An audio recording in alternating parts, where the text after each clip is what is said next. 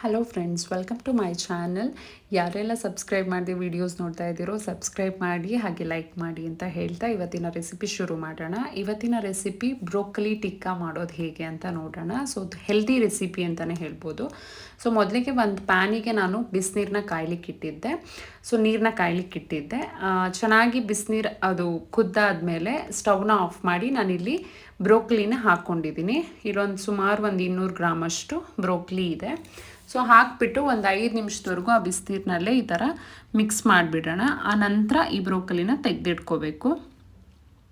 So ಈ ಥರ ಬಿಸಿನೀರಿಗೆ ಹಾಕಿ ತೆಗೆಯೋದ್ರಿಂದ ಅದರಲ್ಲಿರೋ ಅಂಥ ಏನಾದರೂ ಹುಳಗಳು ಈ ಥರದ್ದು ಏನಾದರೂ ಇತ್ತು ಅಂದರೆ ಹೋಗುತ್ತೆ. ಸೊ ಹಾಗಾಗಿ ಇದನ್ನು ತೆಗೆದು ನಾನು ಮಿಕ್ಸರ್ ಜಾರ್ಗೆ ಡೈರೆಕ್ಟ್ ಹಾಕ್ಕೊತಾ ಇದ್ದೀನಿ.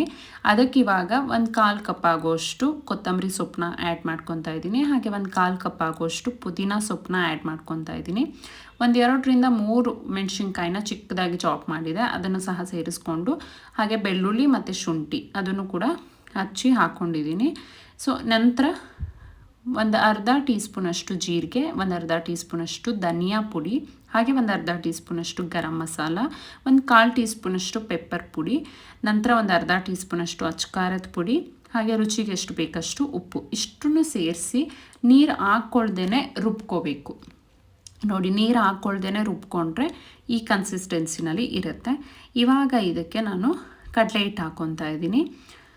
ಸೊ 1 ಟೀ ಸ್ಪೂನಷ್ಟು ಕಡಲೆ ಹಿಟ್ಟನ್ನ ಹಾಕ್ಕೊಂಡಿದ್ದೀನಿ. ಹಾಗೆ 1 ಟೀ ಸ್ಪೂನಷ್ಟು ಅಕ್ಕಿ ಹಿಟ್ಟನ್ನು ಸೇರಿಸ್ಕೊಂಡಿದ್ದೀನಿ. ನಂತರ ಇದನ್ನು ಚೆನ್ನಾಗಿ ಮಿಕ್ಸ್ ಮಾಡ್ಕೋಬೇಕು. ಮಿಕ್ಸ್ ಮಾಡಿಕೊಂಡು ಇದನ್ನು ನೆನೆಲಿಕ್ಕೇನು ಬಿಡೋದು ಬೇಡ, ಇಮಿಡಿಯೇಟಾಗಿ ನಾವು ಟಿಕ್ಕಗಳನ್ನ ಮಾಡ್ಕೋಬೋದು. ಸೊ ಇವಾಗ ಒಂದು ಪ್ಯಾನ್ಗೆ ನಾನು 1-2 ಟೇಬಲ್ ಸ್ಪೂನ್ ಆಗೋಷ್ಟು ಎಣ್ಣೆನ ಹಾಕ್ಕೊತಾ ಇದ್ದೀನಿ. ಜಸ್ಟ್ ಶಾಲೋ ಫ್ರೈ ಮಾಡ್ಕೊತಾ ಇದ್ದೀನಿ ಅಷ್ಟೇ. ನೀವು ಬೇಕಿದ್ರೆ ಡೀಪ್ ಫ್ರೈ ಕೂಡ ಮಾಡ್ಕೋಬೋದು, ತೊಂದರೆ ಇಲ್ಲ. ಸೊ ಇವಾಗ ನಾವು ಟಿಕ್ಕ ರೆಡಿ ಮಾಡ್ಕೋಬೇಕು. ಆ್ಯಸ್ ಇಟ್ ಈಸ್ ನೀವು ಟಿಕ್ಕ ಎಲ್ಲ ಹೇಗಿರುತ್ತೆ ನೋಡಿರ್ತೀರ. ಸೊ ಒಡೆಯಕ್ಕಿಂತ ಸ್ವಲ್ಪ ದಪ್ಪ ಬರುತ್ತೆ. ಸೊ ಆ ಥರ ಟ್ಯಾಪ್ ಮಾಡಿಕೊಂಡು ಹಿಟ್ಟು ತೊಗೊಂಡು ಟ್ಯಾಪ್ ಮಾಡಿಕೊಂಡು ಆನಂತರ ನಾವು ಬೇಯಲಿಕ್ಕೆ ಬಿಡಬೇಕು.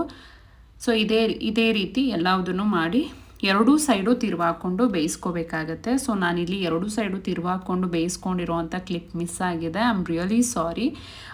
ಸೊ ಎರಡೂ ಸೈಡು ಇವಾಗ ಹಾಕ್ಕೊಂಡಿದ್ದೀವಲ್ಲ, ಇದೇ ರೀತಿ ಎರಡೂ ಸೈಡು ತಿರುವಾಕೊಂಡು ನೀವು ಆ್ಯಸ್ ಇಟ್ ಈಸ್ ಟಿಕ್ಕಗಳು ಹೇಗೆ ಬೇಯಿಸ್ಕೋತೀರೋ ಅದೇ ರೀತಿ ಮಾಡ್ಕೋಬೇಕು.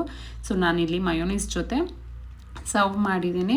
ಸೊ ಈ ವಿಡಿಯೋ ಇಷ್ಟ ಆಗಿದೆ ಅನ್ಕೋತೀನಿ. ಇಷ್ಟ ಆಗಿದ್ರೆ ಲೈಕ್ ಮಾಡಿ, ಸಬ್ಸ್ಕ್ರೈಬ್ ಮಾಡಿ, ಹಾಗೆ ಪೂರ್ತಿಯಾಗಿ ಸ್ಕಿಪ್ ಮಾಡ್ತೇನೆ ವಿಡಿಯೋ ನೋಡಿ. ಸೊ ವಿಡಿಯೋ ಕ್ಲಿಪ್ ಮಿಸ್ ಆಗಿದೆ. I am really sorry. Thank you.